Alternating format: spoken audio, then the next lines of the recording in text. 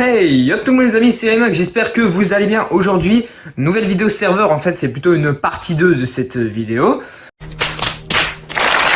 dans laquelle je vais vous présenter ma nouvelle installation, qui est, je trouve, assez stylée, voilà. Et oui, vous pouvez voir une table Ikea qui sert de rack à serveur. Mais elle coûte un peu trop cher la baie à serveur.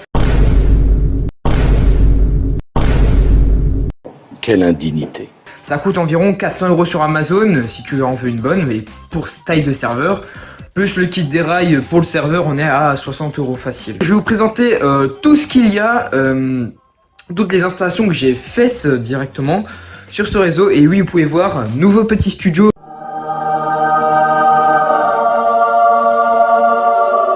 Sur lesquels je vais tourner les prochaines vidéos, sur lesquelles normalement là-bas vous pouvez voir un fer à souder. Le calibrage, voilà, un nouveau fer à souder. Donc je vous ferai une vidéo prochainement sur comment dessouder des composants et tout ça. Mais c'est pas le thème de cette vidéo. Aujourd'hui nous allons nous concentrer plutôt sur ça, cette magnifique baie où dessus j'ai fait toutes mes installations réseau et je vais tout vous présenter.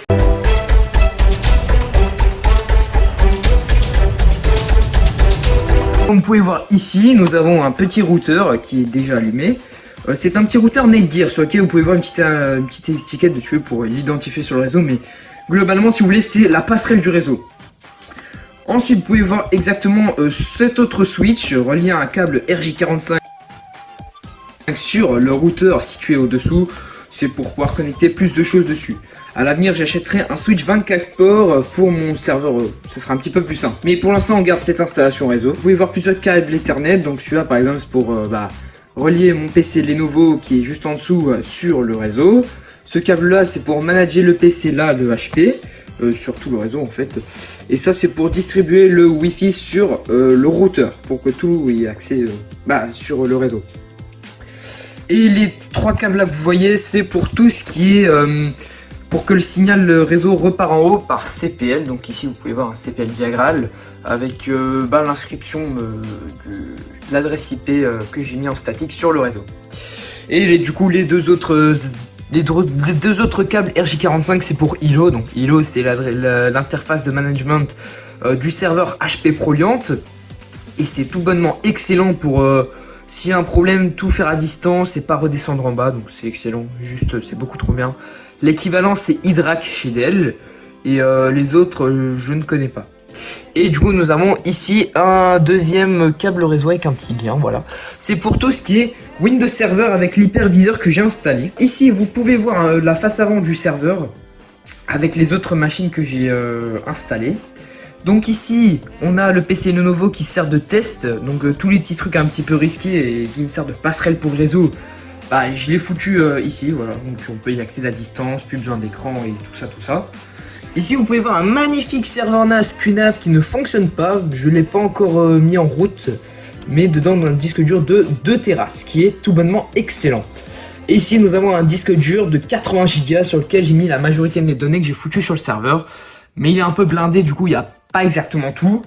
Et ici nous avons quelque chose que j'apprécie particulièrement, les serveurs. Donc ici vous pouvez voir les adresses IP, voilà, statiques que j'ai mis et que j'ai acheté ça chez Bargain Hardware. Et du coup dedans nous avons ici un disque de 1 Tera 500 Go. Donc j'ai un RAID de 1 donc sur lequel j'ai mis les 1 Tera, voilà, donc ça fait 1 Tera de stockage. Et le 500 c'est pour l'hyperviseur sur lequel j'ai installé donc VMware ESXi. VMware ESXi c'est un système d'exploitation qui a été développé par VMware et qui permet, c'est un hyperviseur en fait, qui permet de faire plein de virtual machines, ou machines virtuelles en français.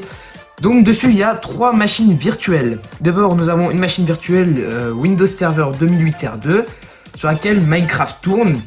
Enfin pas encore, j'ai pas eu le temps de la configurer, mais je ferai un serveur Minecraft sur ce PC avec Java, enfin plutôt ce serveur avec Java.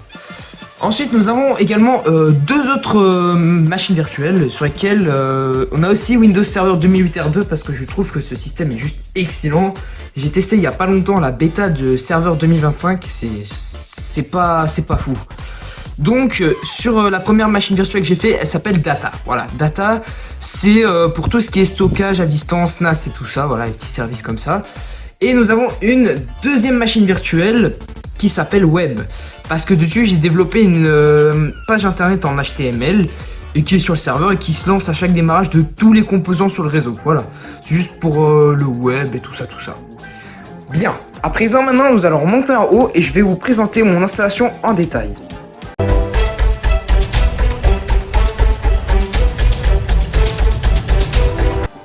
Nous revoici en haut, je vais vous présenter l'interface de VMware ESXi. On va tout d'abord commencer par ici. Le temps de fonctionnement c'est 0,15 jours pour ma part. Le serveur je le fais pas tourner la nuit. Si vous voulez pas que l'addition soit salée pour la facture d'électricité, je vous recommande vraiment d'éteindre votre serveur la nuit parce qu'un serveur ça consomme pas mal, à part si vous le bridez. Mais surtout si vous vous en servez pas la nuit, ça sert à rien de le laisser tourner. Là vous avez l'état de fonctionnement, donc si tout fonctionne bien, donc là mon champ normal, pas de souci.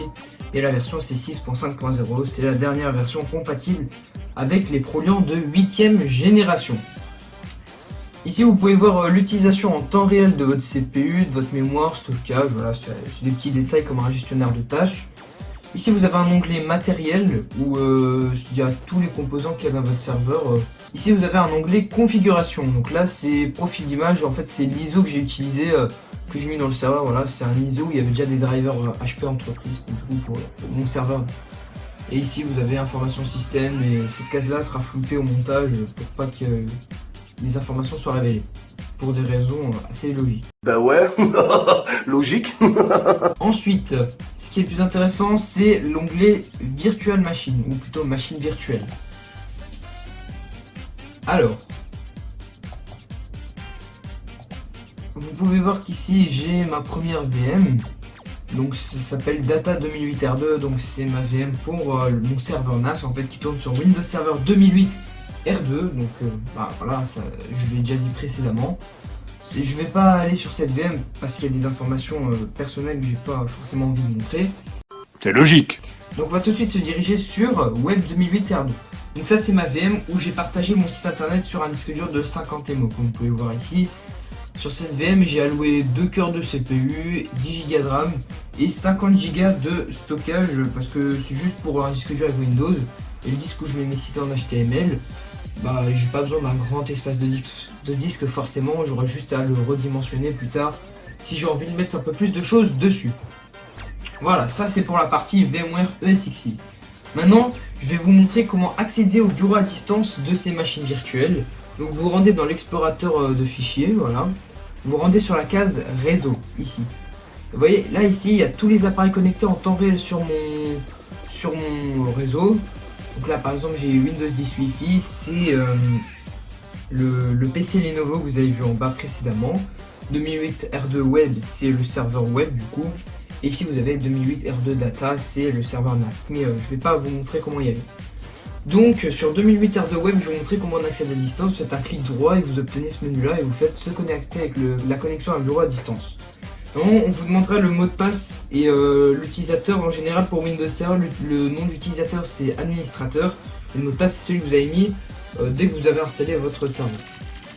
Donc nous nous retrouvons sur le bureau de Windows Server 2008 R2. Donc celui-là c'est le Windows sur lequel j'ai mis mon disque dur web où il y a mes sites internet en HTML et que je partage sur le réseau et voilà.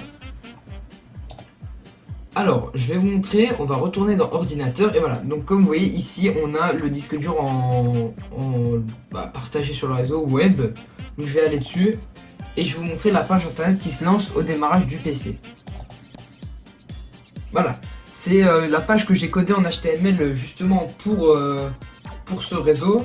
Donc en fait, directement quand vous appuyez sur les flèches, ça vous redirige vers le lien de chaque lien important. Par exemple, j'appuie sur la flèche là, ça m'ouvre ILO, j'appuie sur la flèche là, ça m'ouvre VMware ESXi, j'appuie sur cette flèche là, ça me redirigera vers les configurations de mon routeur. Et là, c'est pour accéder directement au système de fichiers des deux serveurs que j'ai créés. Et puis là, du coup, on a l'image du serveur. Et ici, je me suis fait plaisir, j'ai foutu New of the Day et j'ai mis ma chaîne YouTube. Et là, j'ai mis un petit lien ici. Voilà, ça c'était pour le site internet. Voilà, j'espère que cette vidéo vous a plu. N'hésitez pas à liker, commenter et partager cette vidéo. Et sur ce, on se retrouve pour une prochaine vidéo.